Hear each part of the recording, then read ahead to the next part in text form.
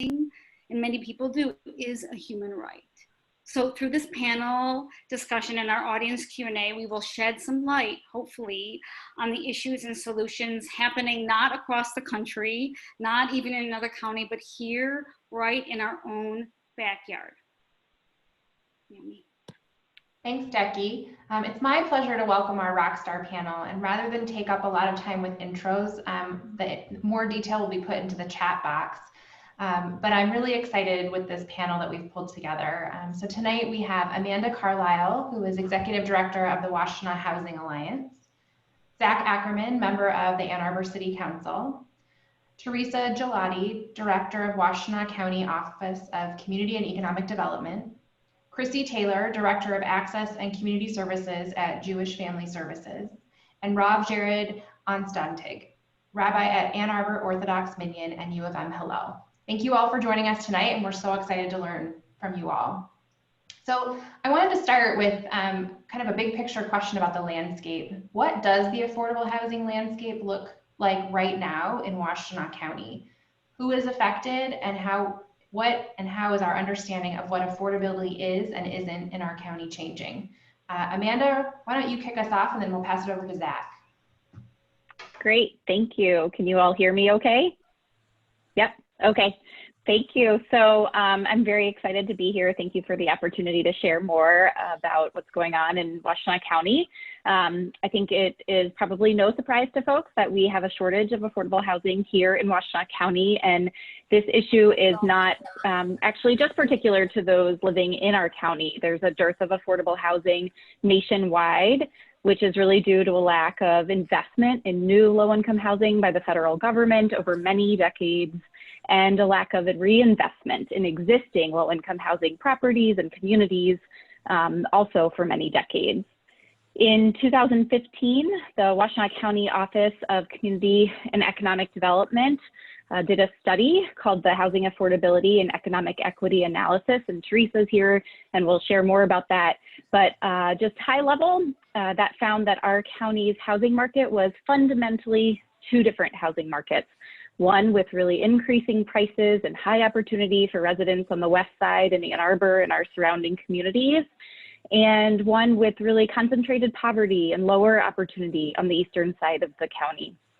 The study identified a need to add approximately 3,100 units of new affordable non-student rental housing in the county by 2035, and to concentrate those units in areas of high opportunity, while at the same time investing in economic development strategies and workforce strategies and supportive services to help residents in the eastern side of the county also have that high opportunity. I think if we were going to keep pace with our community goals set in 2015, we would have created by now 700 new units of affordable housing over the past 5 years. And in reality, we have created less than 100 units. Despite many efforts, many different partners in the community, local nonprofits doing development of affordable housing. But we do have a few hundred in the pipeline, or a couple hundred in the pipeline over the next few years, but it's not enough. We're not keeping pace with the need and what the community set as its goals. My organization works on homelessness, and so one group of folks that this really affects is people who are experiencing homelessness in our community. Each night we have about 300 people experiencing homelessness in the county, and each year we serve more than 5,000 people in our homeless system of care. And that's families and individuals, young adults, youth. The average age of a child experiencing homelessness in Washtenaw County is 7 years old. And we know that many of the people experiencing homelessness are Black and African American residents, as well as folks with disabilities, both mental health and physical disabilities. So the housing market is really rooted in deep historical racial discrimination in the housing industry over the past 50 to 100 years. And there are many winners and losers in the county, in our county, and in other counties across the country. And so hopefully tonight we'll share with you a little bit more about what we're doing, but I'll stop there and turn it over to anybody else that wants to share a little bit more. Zach, would you like to talk to us about what affordability is and isn't here in our county or in Ann Arbor?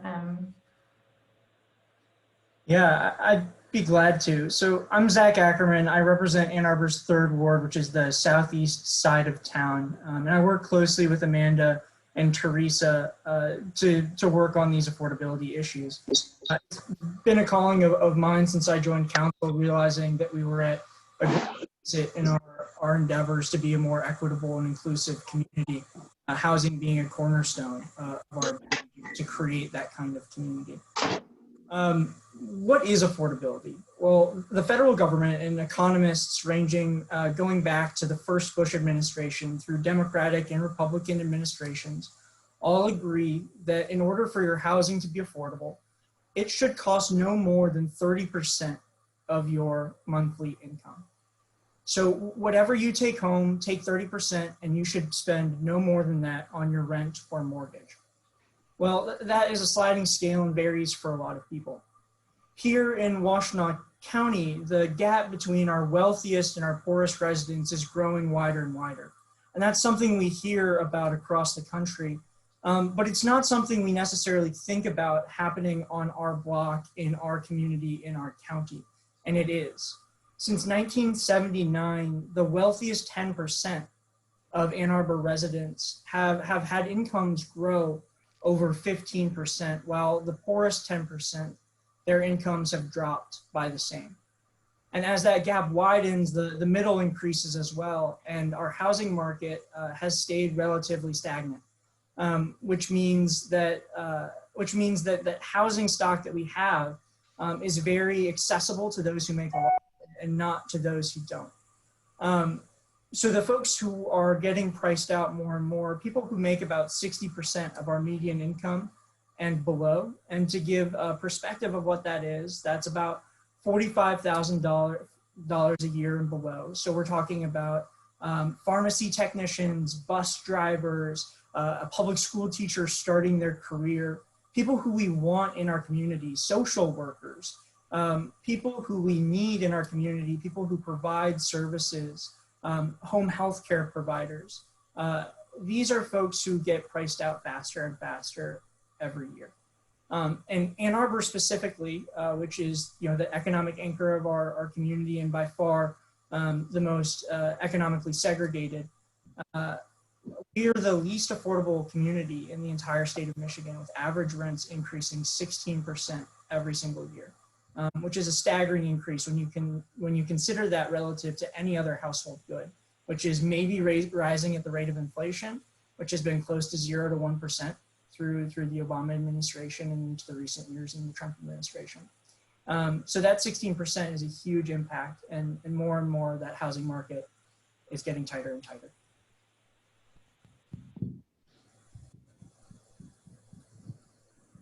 So thank you, Zach, and thank you, Amanda. And people just coming right now, to unmute myself.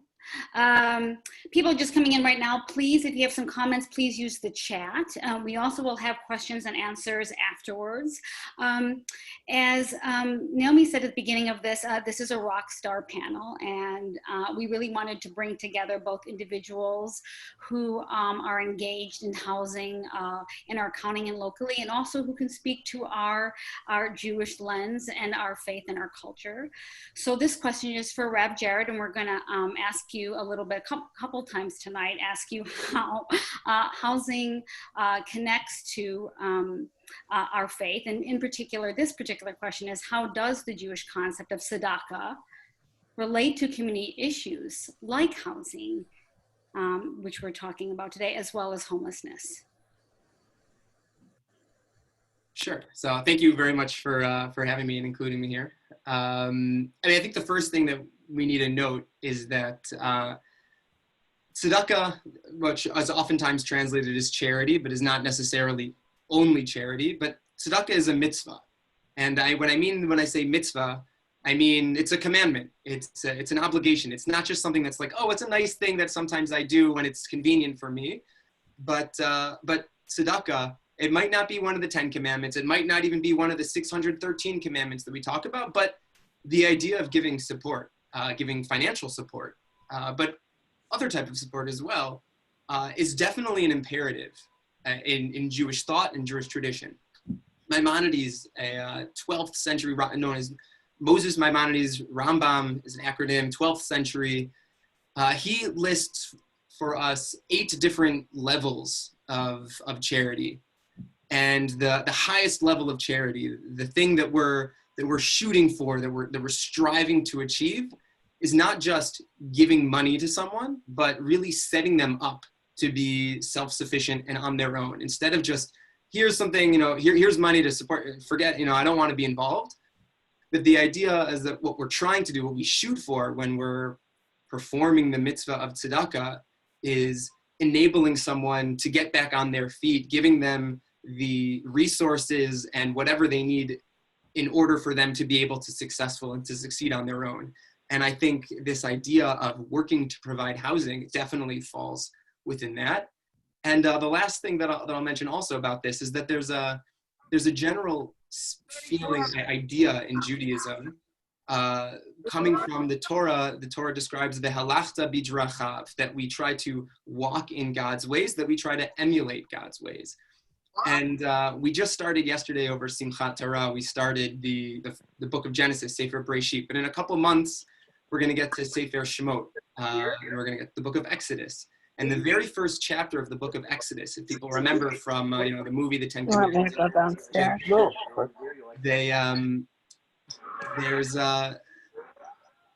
there are two these midwives, Shifra and Puah. And at the very end of the first chapter of the book of Genesis, the Torah describes that God, vayas lahem batim, that God makes houses for them, that in order to protect them, in order to give them what they need to survive, God gives them housing. And I think it's a really powerful idea from the Torah, from the beginning of the book of Shemot, from the book of Exodus, that this idea of providing housing for someone who doesn't have is very much a way that we can emulate the divine, and we can fulfill this idea of v'halachta bidrachav, that we try to follow and emulate God's ways. Thank you so much for sharing that learning with us. So thinking about the ways in which Ann Arbor influences the broader county, I'm going to ask Amanda and Marquan and Zach to take this question next. How is the cost of living in Ann Arbor, which is becoming a growing concern, how is that also impacting the broader county and the dynamics that we're seeing in the surrounding communities?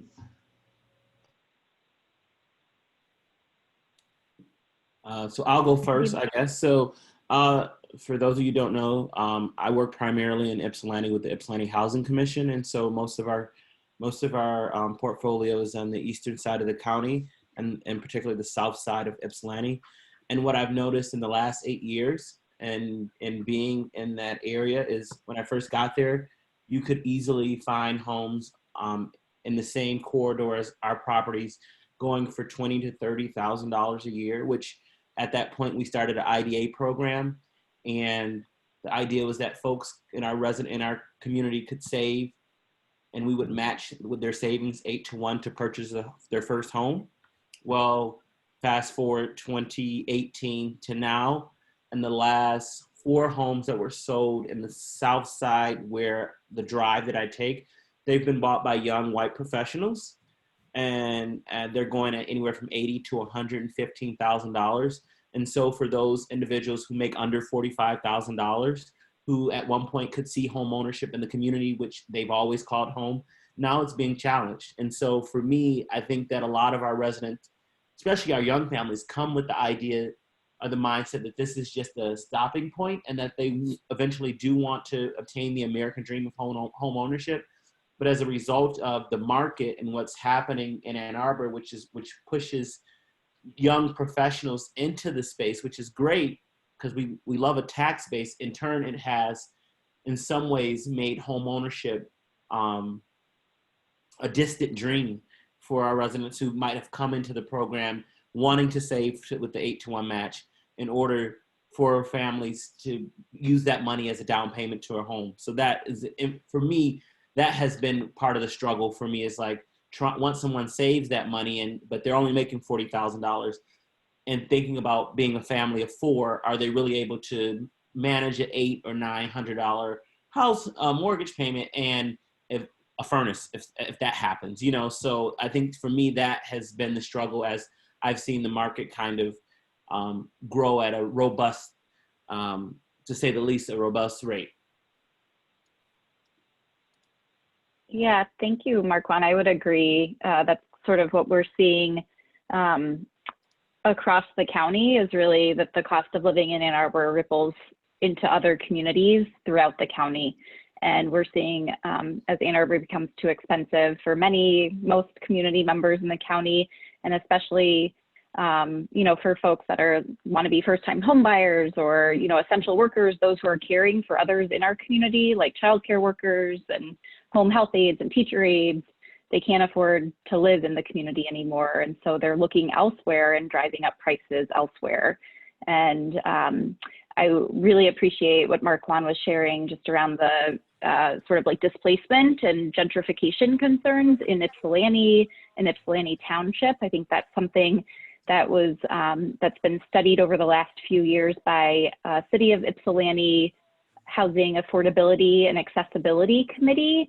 They found that 54% of the renters in Ypsilanti were cost burdened, that they were paying too much of their income for their rent and utilities. And they, you know, that many folks were housing insecure, you know, there's very low vacancy rate in all parts of our county now. Just as another example, we have veterans who have experienced homelessness. They get a permanent housing voucher, like a Section 8 voucher. We really have not been able to place many in the city or in the county even. Many of our veterans are finding housing elsewhere in Wayne County or in Monroe County. And what's really problematic about that is many of them have jobs here, and many of them have families and, you know, have been raised here. And many of them have services that they're, you know, receiving at the Ann Arbor VA. That's just one population, but it's really rippling across all of the different populations of folks who are experiencing homelessness, where their housing choice voucher is no longer really worth, you know, enough here to find housing.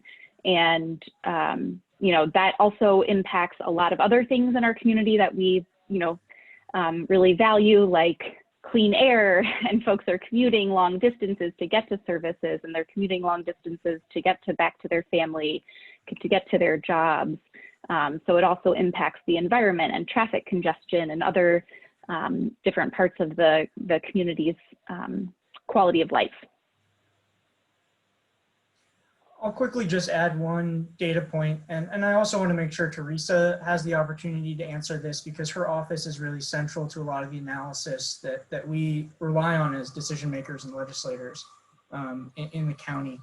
And that data point jumps off of Amanda's point about housing vouchers. One of the most direct ways that we can help subsidize people's housing is to be the administrator of federal vouchers, which are essentially a rent token to a landlord. And in Ann Arbor, we make administrative sacrifices to make sure that that voucher is worth more than it might be otherwise. So we make sure that it's worth 110% of the fair market rate that you would get in the county. However, in Ann Arbor, private landlords can get so much rent in the private market that they actually often will not open their homes to use those vouchers. Which means that the only landlords who will use these housing vouchers are located outside the city of Ann Arbor, and especially in Ypsilanti. So when you look at a map of where these housing vouchers are used, you see a very few scattering of dots in Ann Arbor, and you see a large mass in the Eastern County, which means that even in the ways that we have to most directly subsidize housing for people who need it, veterans, the disabled, people who are chronically homeless, it's not working in Ann Arbor, and there's a huge disparity in segregation between the west and the east sides of our county. So I want to also leave some space for Teresa, because she's amazing and does a lot of this work on our behalf. Well, thanks, Zach. I feel I have to say something now. So hi, Teresa Gillotti from Washtenaw County's Office of Community and Economic Development. I'm going to add to this chorus of what you're hearing tonight, and just a few more things. Since the study in 2015, Not only is the city of Ypsilanti, where everyone has considered affordable, Ypsi Township created this affordable housing community and have great concern about their residents being displaced. You heard Marquan's examples. But places like Chelsea and Dexter have also set up affordable housing communities. It is not an east side, west side, it is a county-wide challenge. It's both rental prices and sale prices, as you heard. And it does impact everything from how far people have to commute to their access to our air quality. All those things build together. You're not talking about just housing when we're talking about housing crisis. We're talking about access, opportunity, access to education and quality education, and truly access to opportunities. So that's why sort of this balancing was part of our study in 2015 to try and make sure there were affordable units throughout the county so that there was opportunity and choice for any resident to be able to live anywhere and have that opportunity to access different school systems, to be closer to work, all those different angles. And it's a great thing that, we have a strong economy generally, COVID accepted. And that we see that there's a lot of, growth and people want to live here, but we have to figure out a way to accommodate that and provide that opportunity. I'm really glad that race has come up a couple of times tonight, because as we feel that housing pressure in and around Ann Arbor, it is displacing residents of color. Where those voucher holders go, as Zach described on the map, is more so on the east side and often in concentrated areas where it's mostly African American and lower income. And so we have to be very conscientious about what we do and how we impact the housing market, how it's exasperating, historical and institutional racist practices that are coming, that have been there for hundreds of years, but definitely as part of redlining and other sort of housing segregation practices. If we don't change how we're doing it, then we're just going to be building on it. So I'm going to shift a little bit just to talk for a second about where units are. I know Ann Arbor is trying to do a lot of work to evaluate city-owned property and try to add kind of more quickly affordable housing units within the city. In the same time period that we've been talking about since 2015, we've actually also lost more than 1,000 affordable units. And some of those are in Ann Arbor, but also Pittsfield, Ypsi City, Ypsi Township, and other communities. So I want to challenge everyone, wherever you live, to be looking in your community about how to balance out the types of housing you have, affordable but different types of housing stock, to really look at your zoning and other practices to sort of see how we can find ways to create housing in a lot of different ways to meet all of the needs in our community.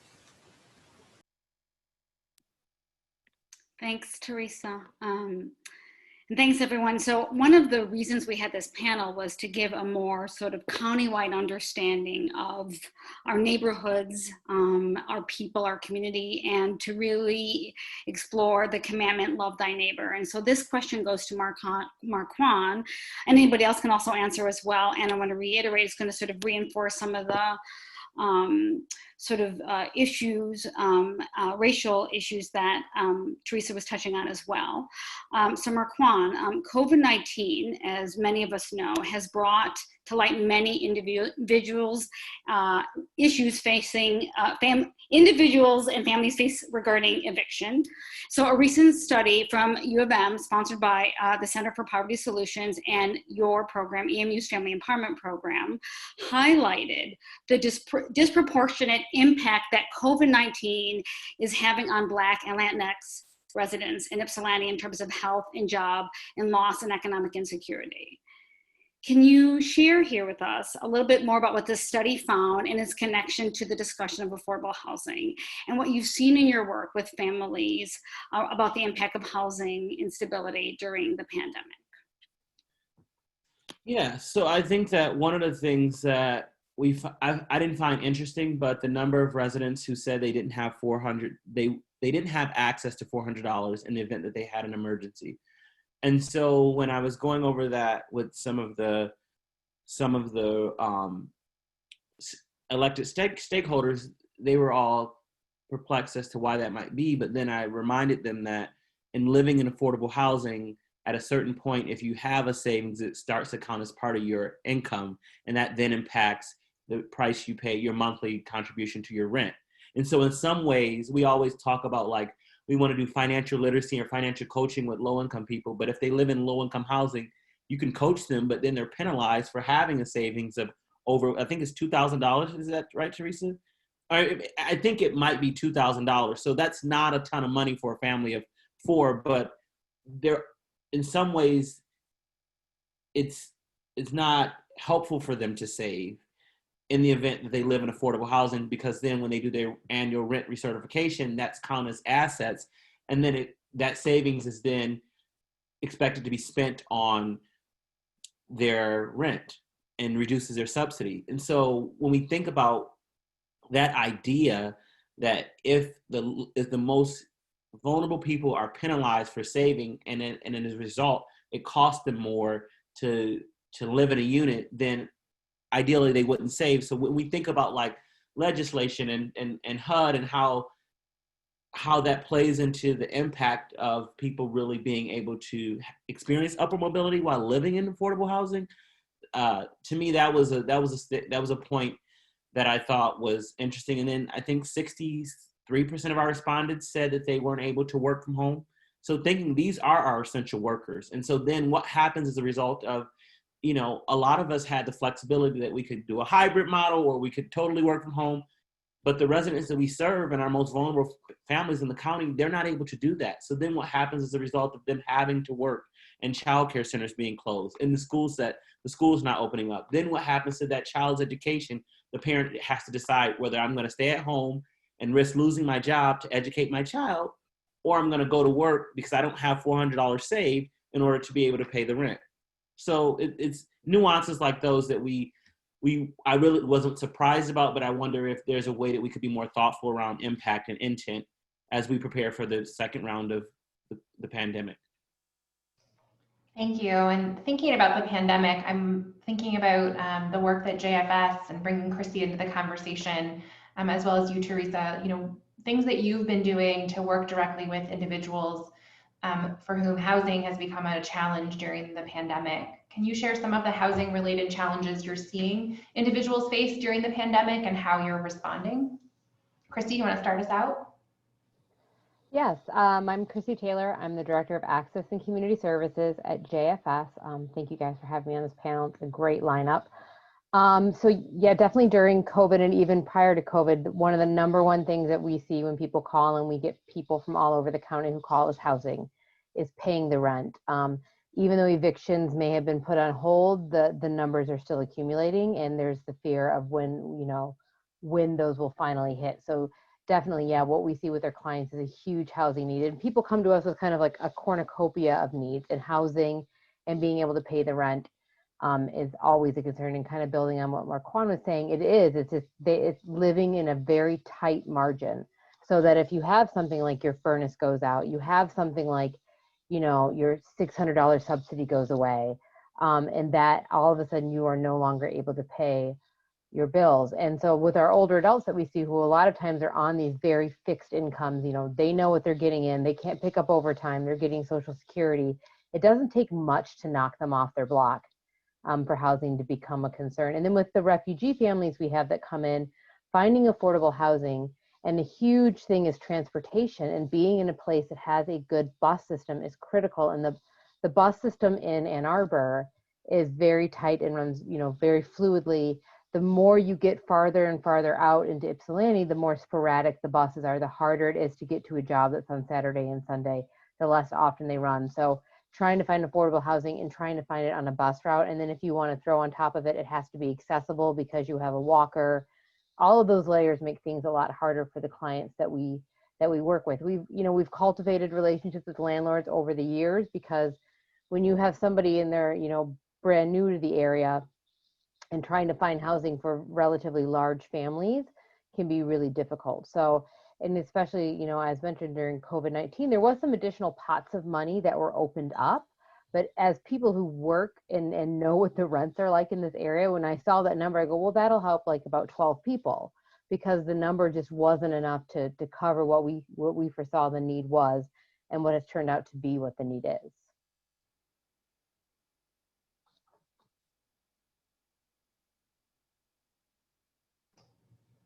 Teresa?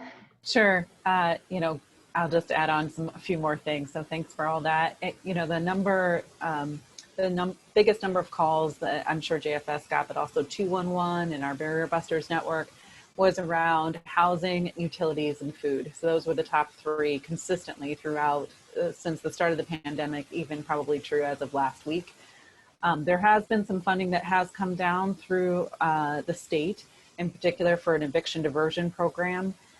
So we were able to put about 1.3 million towards back rent payments, and this money is still available and only available through the end of the year. So I really want to encourage you to tell anyone that you are connected with that might be concerned about having back rent. So maybe if they've lost their job or cut their hours back and haven't been able to keep up on that rent, it can pay for back rent, and for low income populations, also 2 months rent going forward. So it is available to folks through Housing Access of Washtenaw County, or HAWK. And I'm sure we'll drop the number and the website here in the chat here just in a moment. In addition to that, there's actually also funding that has expanded legal services of South Central Michigan. So if you do know anyone that is facing an eviction, it could be not for back rent because that is part of the moratorium, but also for anything, legal services is available. They can also help with that CDC moratorium, how you do that affidavit to submit to your landlord. So all those services are available, and we really encourage anyone not to be shy about it, not to wait for notice from your landlord, but if you're behind on rent, to call and get set up to get an appointment so that you can have access to that financial support. What we're concerned that, you know, we have this funding through the end of December.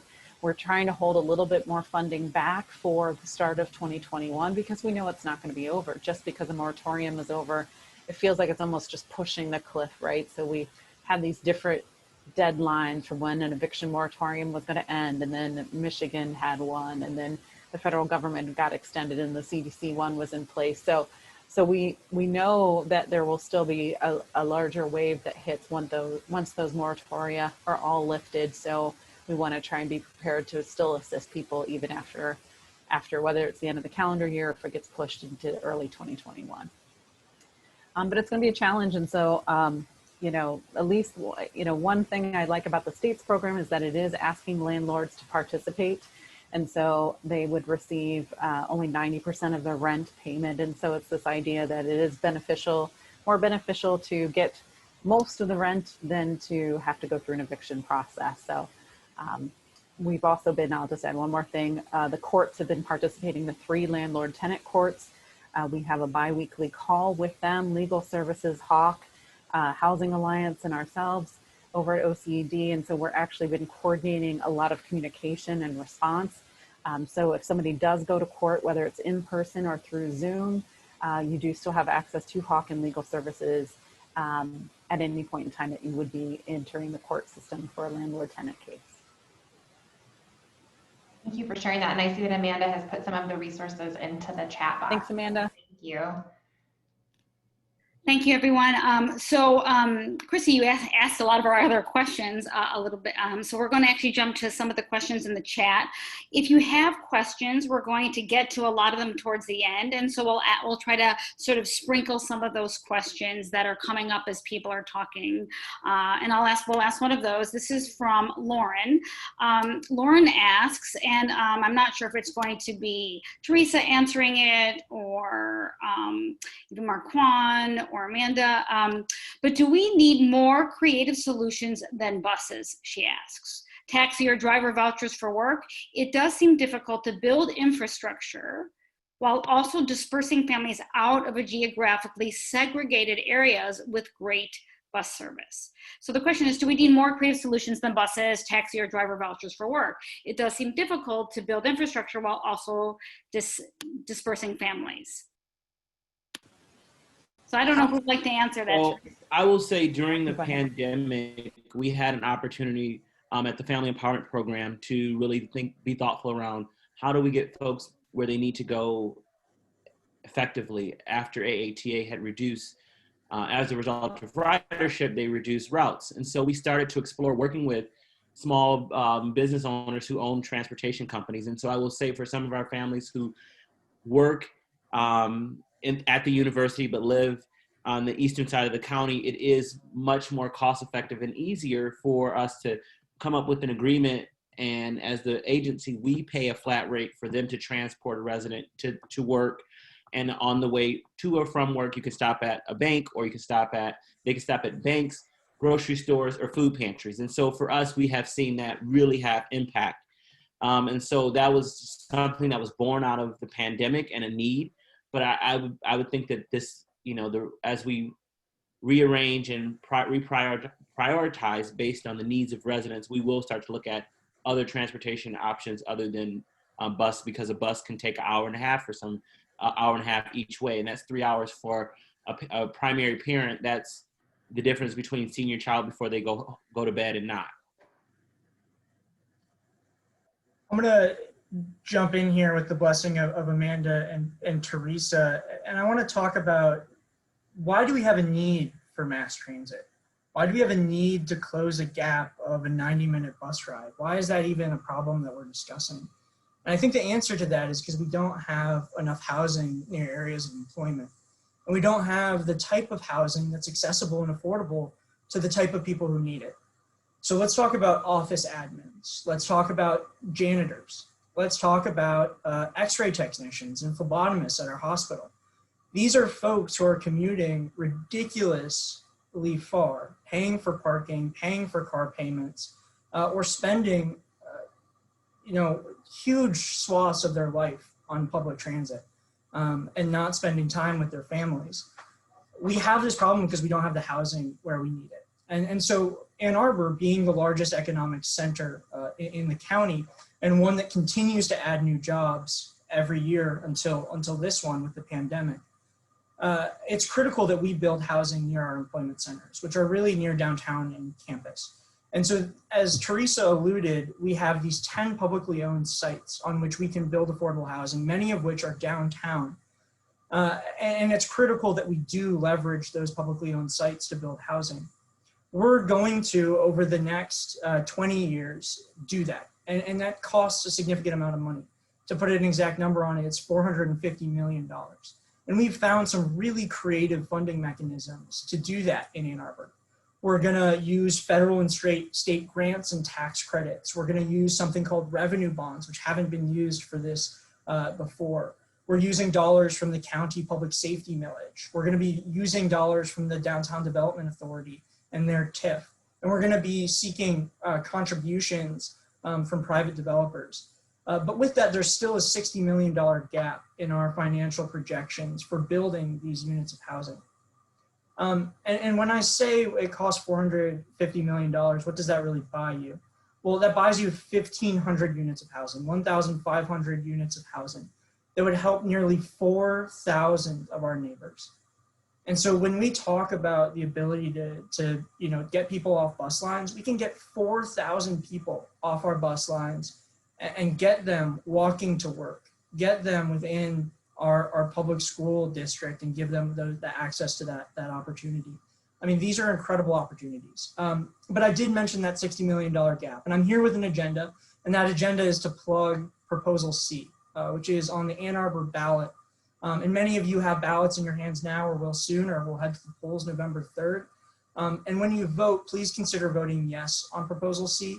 It will close that $60 million gap and will enable us to build those 1,500 units of housing, changing the lives of over 4,000 people who will have access to housing near areas of employment, in our school district, in our community, and really help us live our values of inclusivity and diversity, which we claim to hold so dear. Thank you, Zach. I think you kind of set us up perfectly in terms of thinking about what are the solutions that we can start to employ. I feel like folks have talked a lot about the problems that we have, and how we can move forward is sort of where we'd like to go now. So in addition to Prop C, and I'm sure that others have thoughts and ideas about Prop C, what are some of the other solutions that you're looking toward, and what opportunities does Prop C provide? Particularly, I think there was a question that was asked, particularly in a market that is tight. What does Prop C look like in that environment? So I'll sort of open it up. Who would like to jump in?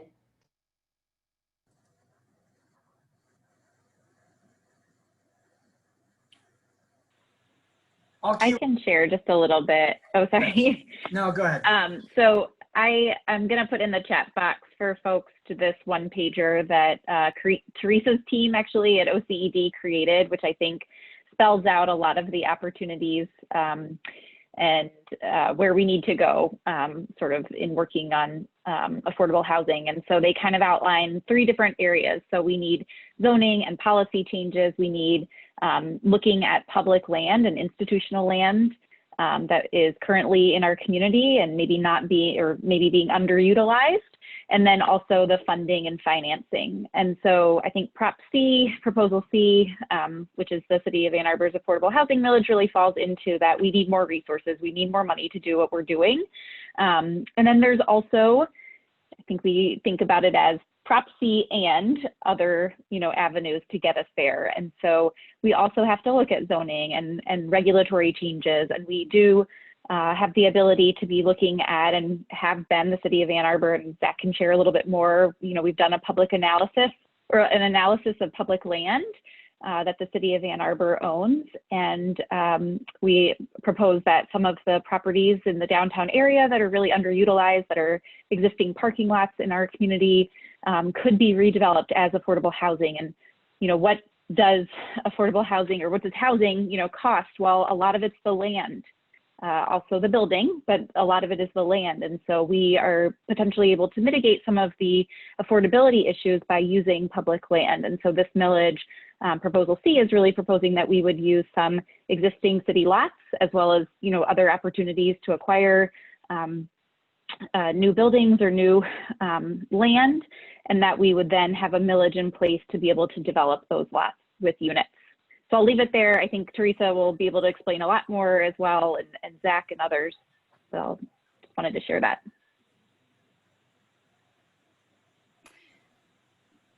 Zach, if you want to go ahead.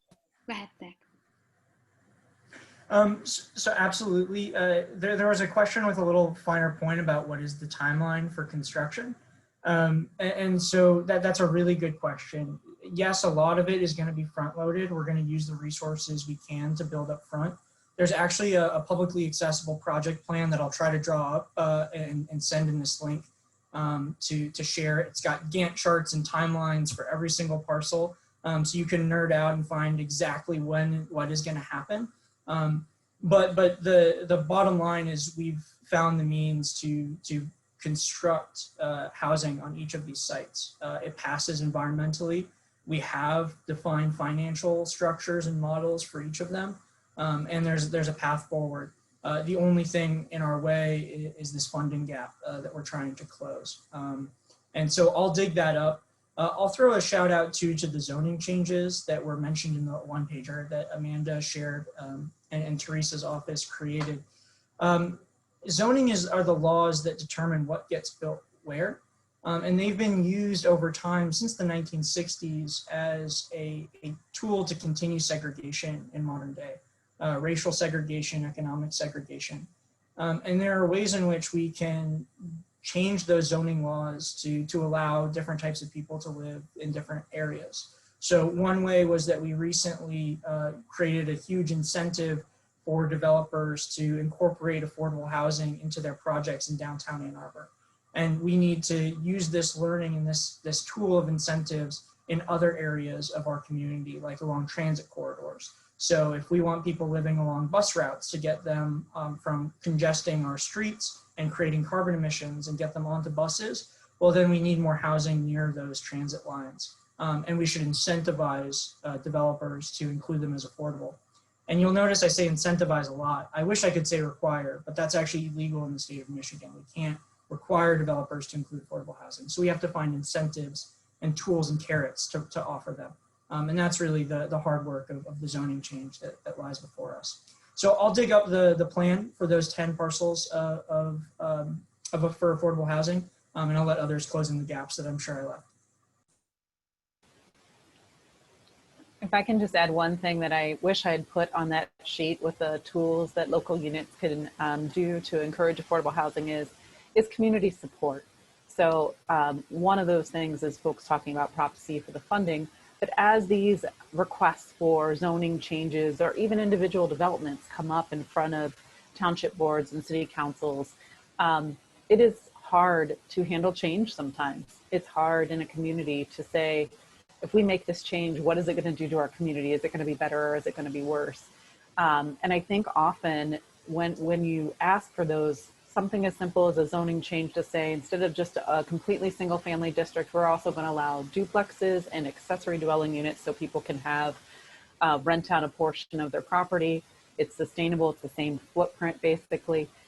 Something like that ends up sounding so different that it brings out immediate no's instead of what it could be and how it could encourage inclusion and diversity within a neighborhood, for example. So many times with a zoning change or even a single affordable housing development, I think the fear comes up before what it's the intent of how it's going to be supporting these broader goals that we have around inclusion and diversity in our community and keeping the community character, that we need more people that are willing to say yes and to support things as they come up consistently, and for the 10 years that we may have this millage, for example, because that community support is the way that elected officials, when they hear the no's, if they also hear the yeses, then they have a little bit more ability to choose, right? If everyone in their community is coming in with a no, it's a lot harder to stand your ground and say yes. So the community also needs to say yes.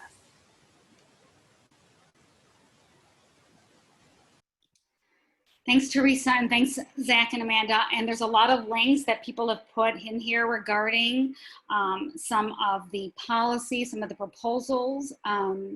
And so please look at this link. This is also being recorded, so you'll be able to gather this as well later.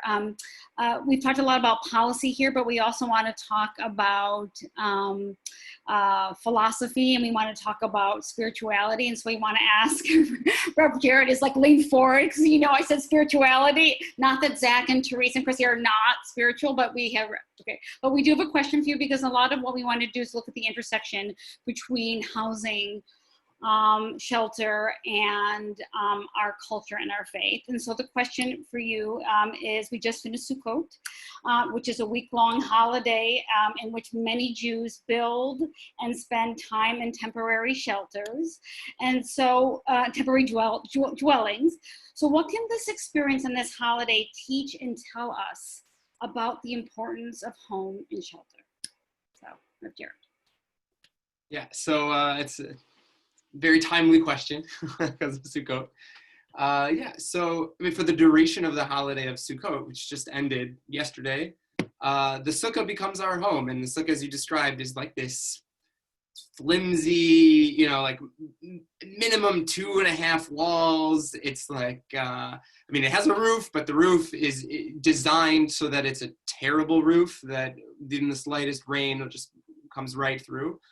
And even though the Talmudic sages refer to it as a dirah, as a dwelling place, but they call it a dirat arai, a temporary dwelling place, meaning it doesn't feel like a dirat keva, what they call a real permanent housing, but it's very temporary and flimsy. And when we go out into the sukkah, and then at least the experience that I have when I come back into my house after having spent a week in my sukkah, is this feeling of gratitude that the place that I call home isn't this flimsy structure that sits outside my house that the wind blows in and falls apart, but that I have an actual home. I have a building that's standing with a roof and with walls, 4 walls, like that's, and I have a sense of gratitude of what I have, and what recognizing what other people don't have that I just take for granted as this, my house, not everyone has. And so there's a feeling of gratitude, but also a sense of responsibility. And a few days ago over Shabbat, Jewish tradition, we oftentimes will read, there's tradition to read the book of Kohelet, the book of Ecclesiastes on the Shabbat, that Saturday that falls during the holiday of Sukkot. And there's a line, for those who don't know the book of Ecclesiastes, the author there talks about Hevel, Kol Havalim, everything is vanity, everything is vain, there's no point to anything, everything is pointless. And he has this part in the second chapter of the book of Kohelet, the book of Ecclesiastes, where he describes how the author basically built a whole empire for himself. He built houses, he planted vineyards, everything, he built all these things, and it was all vain, nothing. And it's interesting, I think Kohelet, I think Ecclesiastes is correct, but only partially. Right? When we build these structures, when we build and when we plant for ourselves, then I think Kohelet is right. That's definitely vanity. There's nothing there. There's no point of it, building house after house just for myself. But I think the message there of Kohelet and the message that we can sort of take into us coming off of the holiday of Sukkot is that when we build and when we plant for others, when we engage in these acts of gemilut chasadim, of loving kindness for others, when we work and care for others, that can be the most powerful and the most meaningful thing that we could ever do. And just coming off of Sukkot, just that makes me think, what can I be doing? What do I have that I'm grateful for? And what can I provide for others that they don't have, that can be, instead of being something vain and meaningless, to become really powerful and meaningful for someone else. So love thy neighbor. So thank you.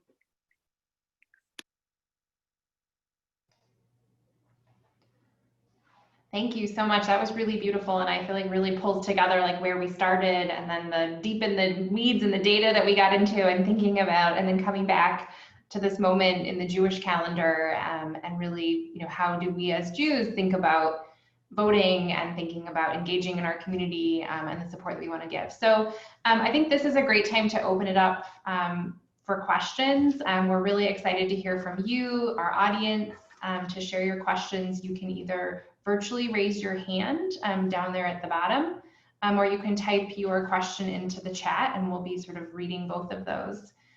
So now's the chance to ask this incredible Rockstar team of experts who are supporting communities, who are advocating, who are making the policies and sending out these slide decks with properties that have been identified. Just thank you. We have such great expertise on this call. So definitely jump in. There's one that was just asked.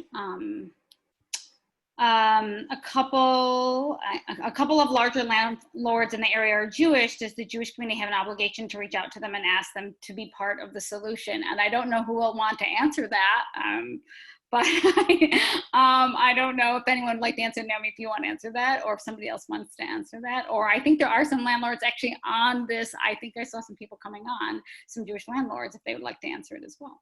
So I'm not sure if somebody wants to answer that question. And if not, from a Jewish perspective, I also think, like, what is the role for landlords? And I think a few of you talked about that. So, what can we be looking to the private market to help with? I can share just a little bit, and then others can feel free to chime in. But so, part of the solution for creating more affordable housing opportunities for people is using what we talked about before, housing choice vouchers, for example, in the private landlord setting, and folks having those vouchers in hand and being able to rent in the private landlord setting. And so we are constantly at the WHA looking with our network of partners for landlords that are willing and able to use some of their units and say, yes, we will rent to folks that might have a criminal background or a rental eviction history. Many of the folks, I think folks that talked about the U of M study around evictions, many folks have evictions, and once you have one eviction, it's really hard to get into another property, even if you do have a housing choice voucher, which is essentially guaranteed rent to a landlord. And so the Housing Alliance is really looking, and we've just bolstered our landlord recruitment efforts along with our network of 25 agencies that are doing or providing services to folks who are homeless or at risk of housing. And landlords are really, an important and critical piece of the puzzle. A lot of the sort of disinvestment in public housing and subsidized housing over time from the federal government has shifted into these private, housing choice vouchers. And so that really does require our private landlords to step up and start renting their units to folks of all different backgrounds and economic means. And we, I'll put in the chat box here, but we do have a landlord page where folks can get in touch with our community housing locator who does landlord recruitment, explain some of the federal programs that our different agencies, work with, and tries to help them navigate those processes. You know, it's probably easier in some cases to rent to somebody, you know, whose parents can, you know, sign their lease for them, but you know, we're really looking for folks and trying to help educate them on the benefits of renting to folks with a housing choice voucher or other rental assistance or subsidy. Thanks, I'd love Amanda. to add one quick thing, not the landlord, but on the development side. Zach mentioned that a lot of our tools don't allow us to require folks to include affordable housing in developments, but we have to make sure that we're asking anyway. So previously, City of Ann Arbor would ask a developer for a parks donation. It wasn't a formalized thing. It wasn't on the books. It's not an ordinance, but it was an expectation that was set by the community. And then every developer that came in figured out a way that they would be adding in some sort of green space as part of those developments. If we set those expectations in all of our jurisdictions, that when a development comes in, that we'd like to also see some of those units, whether it's in a subdivision, whether it's an apartment building, whether it's in a condo, if some of those units would be affordable. That happens some places. It's a cultural shift, right? It's not necessarily a formalized thing. We do need formalized structures. We need incentives in our zoning. We need funding, but I think we also need the culture that says that is our expectation. Our expectation is that we want all developments to have at least some component of affordability within them. Not everything necessarily, but that we would want to see it everywhere. Great, thank you. We've received a couple questions about specific sites. So one is at the, let's see, Packard, Platt, Ellsworth location, it looks like. Maybe I'm getting that on Platt between Packard and Ellsworth. Will that be affordable housing was one question. And there was another question about a mobile home being developed, park being developed, Warren and Whitmore Lake address. So I don't know if folks want to jump in about those specific properties.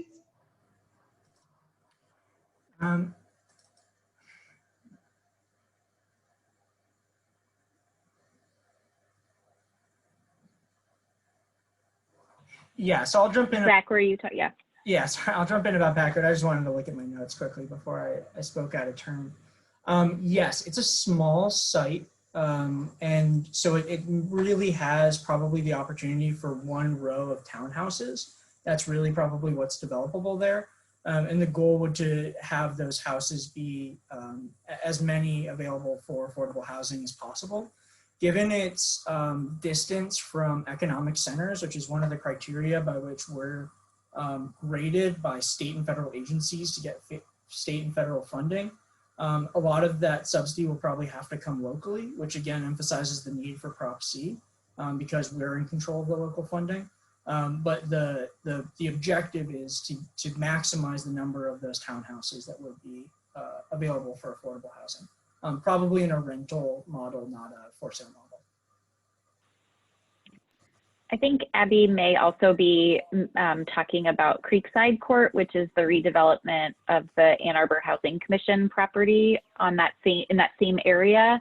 And so that's going to be opening. Actually, I think some families have already moved into that site, and families will be moving in until the end of December. And so that is the redevelopment. I think there were 3 or 4 kind of larger houses on that site.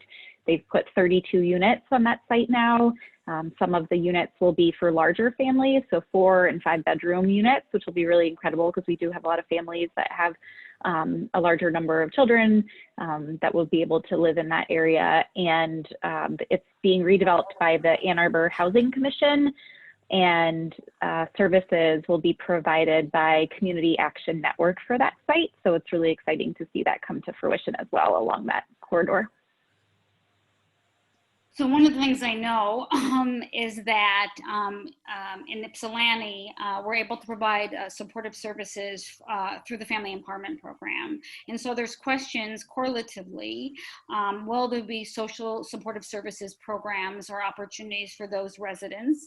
And with that, there's also been a question on voting and access and resources for those who are either homeless or within the housing community. So I'm not sure who wants to take that. One is about the Ann Arbor question and one's overall about just homelessness and voting rights.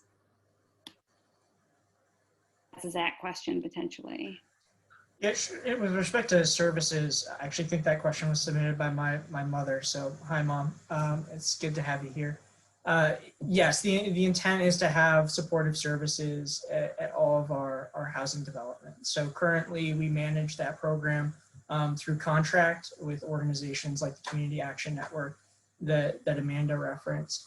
And then additionally, if we build more, fundamentally part of the long-term maintenance that would be baked into these plans is not only to make sure that the buildings are safe and secure into the future, but also that the tenants are cared for, that they have the services that they need into the future. So part of the funding model would be for Prop C, which you'll hear me say a lot, is that that 20% of the funding would be available for supportive services.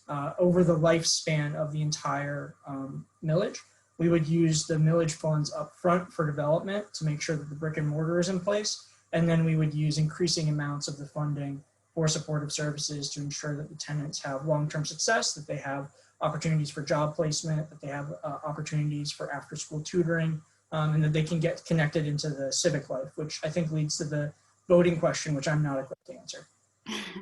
I don't know, Teresa, can you answer that? Or Marquan? I don't know. Marquan, you can't answer it? You don't know I'm not sure. About like resources to register somebody if they're homeless, but if they're within a housing community, yes, but not if they're homeless. I think that was the question. Amanda, do you want to jump in? If not, I can. So our many of our agencies that are providing, for example, emergency shelter or transitional housing for folks, they are helping, and also our permanent housing providers, I should say, are also helping folks register to vote. And folks can use, for example, if you're staying at the Delana Center downtown, you can use the Delana Center's address as your voting address. And we also have, I should put a plug in for one of our longtime board members, Jean Carlberg, has done, she was a former city council member, and she's about to term limit off of our board finally, but she's done a ton of voter registration actually for our member agencies over the course of many years. And so we have a lot of folks that are, being able to kind of contribute to the community in that way as well, which has been really cool. Mrs. Naomi, I'll just jump in because this is something I've worked on at work, but you actually don't have to have a physical address that's actually an address in most places to register to vote. You can say, this is where I'm staying, but you do have to have a place where mail can be sent. So that's why folks can use someplace like the Delana Center as a place to register. So it's really important that people are doing outreach, and it's great. I know the Delana Center is working to get people registered, but the idea is to really ease the barrier to voting for people who are experiencing homelessness. They do have a right to vote, and they should be able to vote without any barriers. So one of the questions is, I think, Rav Jared, you're going to potentially answer this one. I don't know if you can see it. But in the Jewish tradition, is there any equivalent to the community coming together for a barn raising? It's a great question, actually. Yeah, so, my first thought when I saw that question, I was sort of running through, a couple of things came into my mind. One of them is there is the concept of the machatzit hashekel, that everyone annually would give would pay a tax of a half shekel that served two purposes. The first purpose was that it was essentially a census. If you counted up the number of half shekels, you'd know how many people there were. But the funds also for that went to various things like the upkeep of the Beit HaMikdash, of the temple, of the Mishkan, of the tabernacle. Would go to, go back 2,000 years when the temple stood in Jerusalem. So there was also animal sacrifice. So the money that was gathered for that would go towards that. So there's definitely this idea of everyone, and it's sort of being a responsibility on everyone, meaning if this is the temple that we are all a part of, so then we all have to put funds into this. So there's definitely this idea of a community coming together to raise funds. There are also discussion in Jewish law about, how long does a person live in a certain location before they're started expecting to give money to the tamchui, to the sort of communal charitable funds. There's this idea that, okay, if you're there in a place for a couple days, couple weeks, we're not really expecting you to be financially supporting the community. But once you've been here for a month, you've been here for a few months, a year, we sort of have an expectation that you're going to give money to the communal charitable funds, that we can provide food for people or provide housing or all sorts of different things. There's definitely this idea in Jewish tradition about that. I'll say that's interesting though, the question that was asked about, is there an obligation to ask, talk to Jewish landlords about this? I was sort of thinking there are a significant number of books in Jewish, that talk about Jewish law and Jewish practice about Sabbath observance or about blessings that one says on food. Because that was something that Jews had at their disposal to think about and deal with for a long time. But the idea of Jewish community being empowered to sort of set their own policies for how the community is going to run and how they're going to get funds, how they're going to distribute those funds, for a long time wasn't so necessarily so practical. So there's not necessarily as much conversation about those, about, do we force people to do, how do we encourage people to do that? Do we mandate, do we incentivize? Like there's actually not a lot, as far as I know, hasn't been so much of that lately. And it's only in the last several hundred years, maybe, that there's been more conversation, even less than 100 years, real conversation about how does a community in a democratic country, how do we get involved in these things, and what's the interplay between all this? So it's a very interesting question that I don't unfortunately have so much, but hopefully that's a little helpful. I mean, there was a lot of help there. I think that one of the things we did is we honored, I think, the Jewish tradition, and not necessarily barn raising, but we tried to bring members of our community together to have this conversation and to contribute to hopefully a really thoughtful, nuanced, and dialogue on issues large and small, and really relevant to our local landscape, and to our neighbors, and to ourselves. I know, Naomi, do we have other questions that we want to get to? Oh, answered. I think, is there any other questions? And I know where it says 8:15, so I was looking at time and our run of show. Naomi, is there any other questions we want to get to? There were a couple questions that came up about accessory dwelling units and the extent to which those are potential solutions that exist, and what if anything is the changing landscape in Ann Arbor or Ypsi around accessory dwelling units, and do you see those as a path forward? I don't know if anyone wants to answer that one. Joan answered it, but it's been super Ann Arbor heavy. Anything on the other communities before we maybe share something about Ann Arbor? Amanda or Marquan or Teresa? There's recommendations from the Ypsi Planning Commission Committee to relook at accessory dwelling units in the city. It's allowed in certain districts in the city of Ypsilanti. Some of the ones that already have some of the older, larger sites with some, in the historic area that has the old carriage houses. But they want to put it within the single family neighborhoods as well, which actually does make up more of the land area, the city of Ypsi. City of Dexter is sort of looking at it a little bit, sort of preliminary looking at those as well. I think I just want to throw out that it is an important solution, but it is a small number of units that can be built because it is quite expensive to do these units. So in some cases, it's only going to work for those who have the means, potentially. So I just encourage, as much as I love ADUs and duplexes and triplexes and corridors that have more residential units, it's many things that we need to be doing, not just one, to address the affordable housing project, our affordable housing goals. So I encourage you to look at it kind of all within context. Thanks, Teresa. Thank you. What do you think, Naomi? Is there any, we have any other questions? If anyone else has something, I think we're, and is there any either final thoughts from our panelists that they wanted to make sure that they wanted to add or say or underline or highlight before we close up tonight? Anyone? Zach? Yeah, I grew up in Ann Arbor. It's my hometown. I'm a product of our public school system, and I got a fantastic education from teachers and from the district. But what provided the most value in my childhood and from my time in the Ann Arbor Public Schools was the diversity of the student base.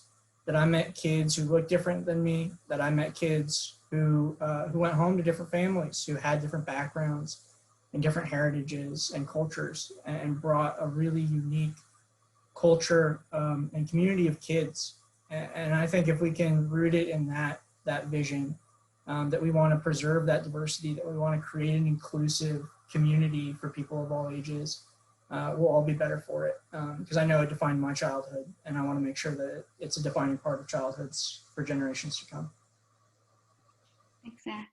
Marquan, do you want to say anything? I mean, I had asked you a while ago about your thoughts on lease Prop C and other kinds of and affordable housing beyond Ypsilanti. Do you have anything that you wanted to?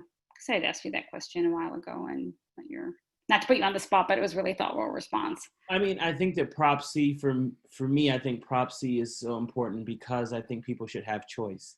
If I work in Ann Arbor, I should be able to live in Ann Arbor if I choose to. And I think that by not having affordable housing stock, it doesn't allow people to choice. So I have to work in Ann Arbor, and then I have to take an hour and a half, 90-minute ride back home because I can't afford to live where I work. I mean, and I think I've never experienced that, but I think just to think that I don't have choice because I can't afford to live where I work, and it's the difference of, we crossing 23, I think that's super problematic in a space that we always talk about equity, and as a county, we've really adopted a lot of equity policies, but by not allowing people choice and saying because your income is at a certain threshold, you can't live in this community that you work in and you grow to love because you spend a majority of your time in this community, it's super problematic, and I think we should really think about if we're doing all we can to give folks choice. Thank you. I don't know if Naomi, did you want to? No. If anyone else had something they wanted to say, but I think it's Naomi. Go ahead, Decky. Okay. No, you're up. Oh, well, I want to thank you all so much for joining us and for just this really great panel. And I was sharing with Decky as we were getting ready to plan that I had seen someone in the Jewish community posting on Nextdoor about not being able to afford a rent to have their roof fixed. And I think it's really important that we recognize that our Jewish community is incredibly diverse, and we can be informed as Jews about the issues facing our community in Washtenaw County, but that we also have members of our community who are struggling. And so when we think about who we want to live in our community, it's also our community members, Jews of all stripes, who are also struggling economically right now. So thank you all, and Decky, I'm gonna let you close us out. All right, thank you so much, Naomi. It's always such an honor to collaborate with you, and I want to thank our amazing rock star panelists. We're really grateful for your time on Monday and so close to election. So we just want to thank all the attendees, obviously, for thanking them for this important conversation. There's a ton of links that you can actually look to in our, and we'll make sure that this particular recording is available. We really want to thank Jessica Weil from the Jewish Federation of Greater Ann Arbor, and the amazing, incomparable Stephanie Glass, who introduced and began this particular conversation. She's an amazing coordinator for helping us bring TBE Social Action Committee and the JCRC together to support this event, creating conversation even in this time virtually and in your living rooms or bedrooms or wherever you may be. So we want to thank you. And the webinar, it will be accessible, and we'll be able to do that. We'll be able to send that out to everybody. And on behalf of myself, Decky Alexander, and Naomi Goldberg, and the JCRC and TBE, well, Shabbat Shalom. Thanks, everyone. Bye. Thanks, everyone. Good.